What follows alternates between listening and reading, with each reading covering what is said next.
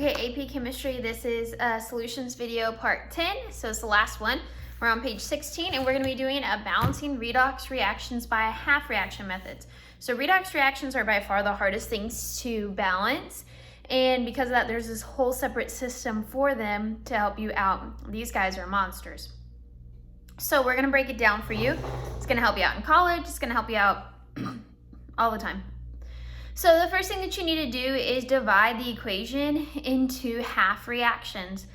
So you're going to take the oxidizing agent and then the reduction agent, and you're going to do a half reaction with that.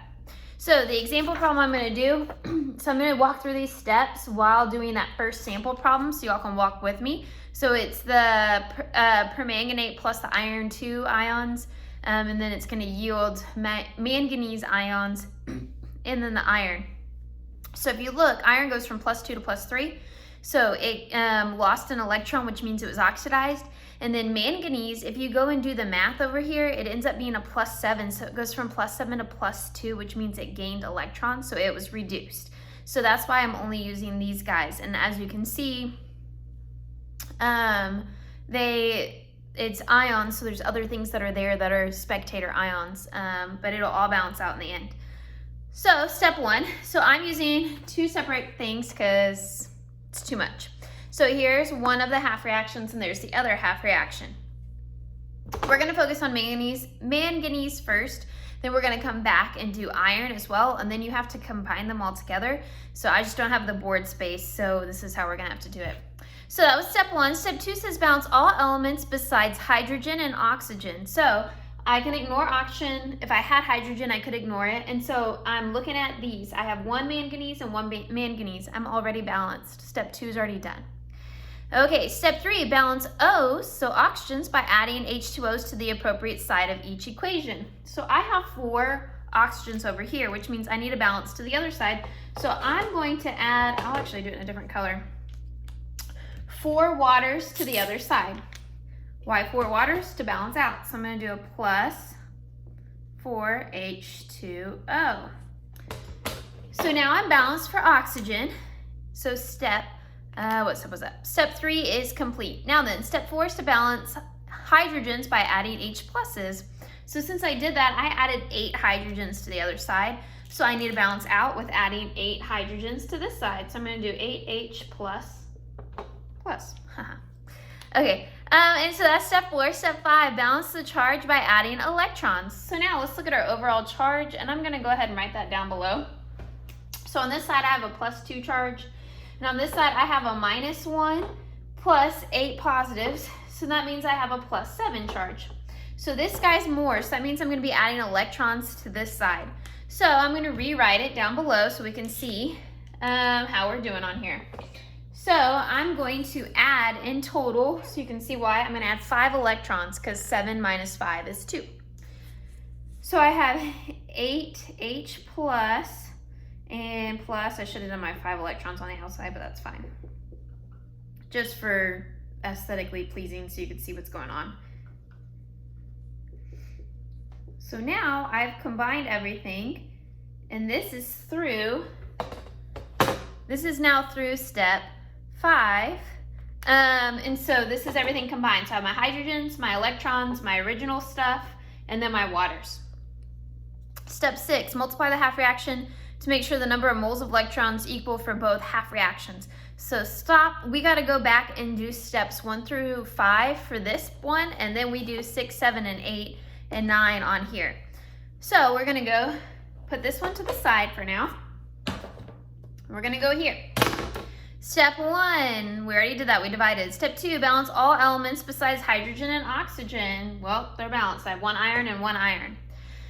Step 3, balance with O's by adding waters. Well, we don't have any O's. Step 4, balance hydrogens by adding H pluses. We don't have any hydrogens. Step 5, balance the charge by adding electrons. So now I have a +2 and a +3, so I'm going to add 1 electron over here. And remember, electrons are negative. And so then that cancels out. So now I'm balanced for mass and charge.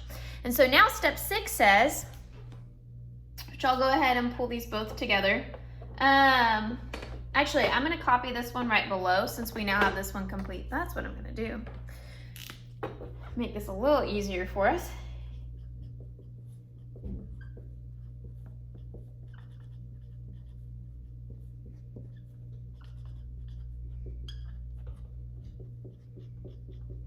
Okay, and I tried to make the arrows line up as best as possible. So now we have all these different things. And so step 6 says multiply the half reactions to make the number of moles of electrons equal for both half reactions.